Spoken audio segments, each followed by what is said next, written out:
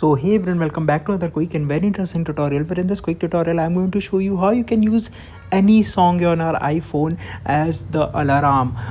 The latest iOS 26 features this option. Now in order to do it, simply open the Files app and select the music that you want to use.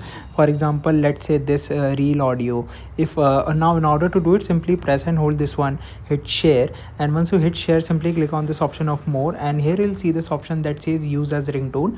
First of all, simply click on this one, and it says the file already exists because in my ringtone library, because I've already added it.